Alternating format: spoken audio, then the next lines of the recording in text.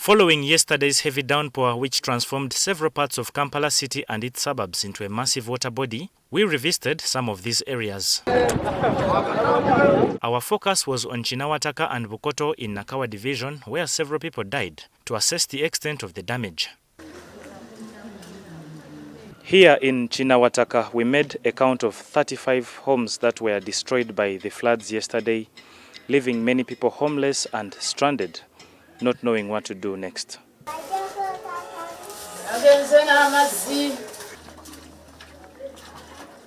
They are, however, aware that poor waste disposal practices within the community and the fact that they encroached on some of the wetlands are some factors that trigger floods. The failure by Kampala Capital City Authority to desilt drainage systems, according to them, is another cause of flooding. Drainage is very small. We've been waiting for KCCA to act up to now. Starting 2014, whenever it rains, they normally throw garbage into these drainage channels.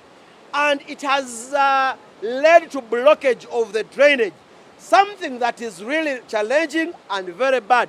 The political leadership of KCCA blames the central government for failing to fund projects aimed at building a resilient drainage system. According to Lord Mayor Arias Lukwago, the city has 68 drainage flood hotspots. This government has not considered the issue of fixing drainages in Kampala as one of the key priorities. Our budget is 827 billion Uganda shillings. But what is there, and we have it on record, for drainage is just 3.2 billion for maintenance of 67.7 kilometers of primary and major secondary drains. During a site visit to some affected slums, Joel Senyonyi, the leader of opposition in parliament, echoed similar sentiments regarding the long-standing neglect of the city's drainage system. We have this big drainage channel, which needs to be built properly. When you get here, they're very small culverts, and yet the drainage is big, meaning there's a huge outpouring of water. Now, you don't need to even be an engineer or to be very smart. Clearly, for a big volume, a large volume of water, you need bigger culverts, a big passage for the water. The little small culverts will not do the work. But also, there's need for regular maintenance of these drainage channels.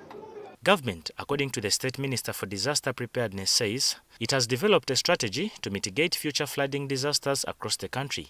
Some of the drainage systems in all these hot spots that we are talking about, these are already hot spots that we know when heavy rains come, we'll always have issues affecting those areas. But, you know, whenever government says, okay, let's correct this drainage system, then there's a group that says first, you know, do compensation. And also the leaders will politicize this issue.